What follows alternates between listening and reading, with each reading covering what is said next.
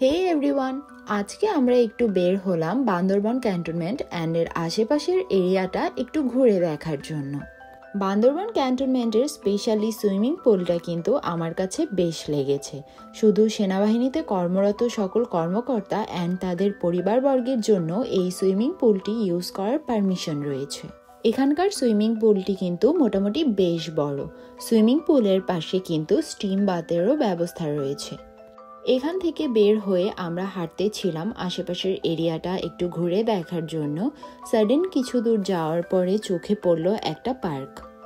পার্কটির নাম happiness park.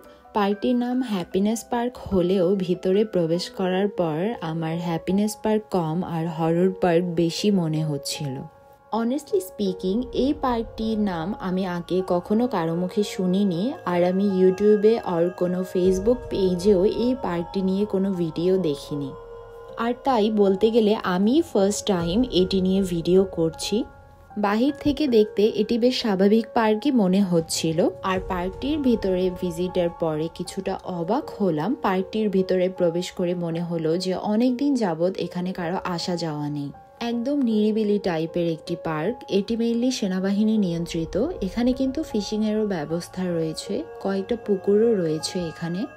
পার্কটি ঘুরে দেখতে দেখতে অনেকটাই অবাক হলাম। একদম পরিত্যক্ত টাইপের একটি প্লেস মনে হলো আমার কাছে।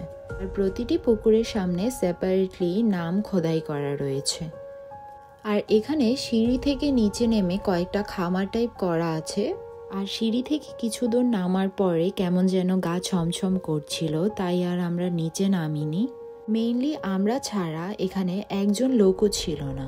আর তোমরা এই যে পুকুরটি দেখতে পাচ্ছ, এই পুকুরটির নাম খোদাই করা ছিল পদ্ম পুকুর নামে।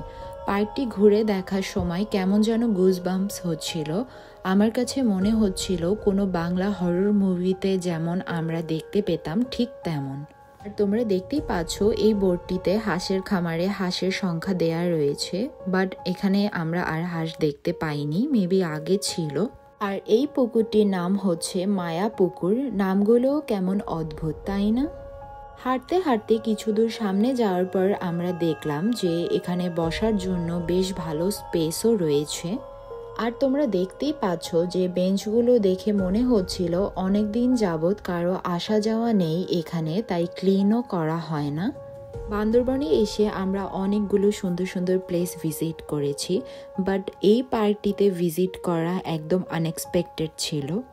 আর আমি আশাই করিনি যে বান্দরবন এসে এমন কোনো পার্ক দেখতে পাবো। আর ফর দ্য ফার্স্ট টাইম এমন একটা ভুতুড়ে পার্কে ঘোরার আমার এক্সপিরিয়েন্স হলো। আমরা বেশ অনেকটা টাইম এই পার্কটিতে স্পেন্ড করেছি। হোল পার্কটাই আমরা ঘুরে ঘুরে দেখলাম। আর আমি জানি না যে ভিডিও দেখে তোমাদের কাছে নর্মাল মনে হলো কি না, বাট পার্কটিতে প্রবেশ করে আমার কাছে একদম নর্মাল লাগেনি। আর কেমন যেন মন থেকে একটা হরর টাইপস ভাইবস আসছিল। আর হোল পার্কটি ঘুরে চলে আসার পরও পার্কটির কথা মনে পড়লে আমার কেমন যেন অদ্ভুত লাগছিল।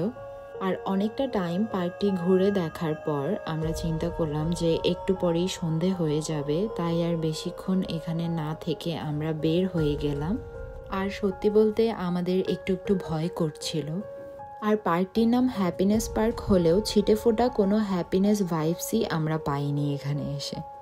যাই হোক, পার্কটিতে এসে একদম ডিফারেন্ট টাইপের একটা এক্সপিরিয়েন্স গ্যাদার করতে পারলাম। আর আজকের ভিডিওটা আর খুব একটা বেশি বড় করছি না। And do let me no in the comment section যে হ্যাপিনেস পার্কটি দেখে তোমাদের কাছে কি মনে হলো, আর তোমরা বান্দরবন এসে কখনো এই পার্কটি ভিজিট করেছো কিনা।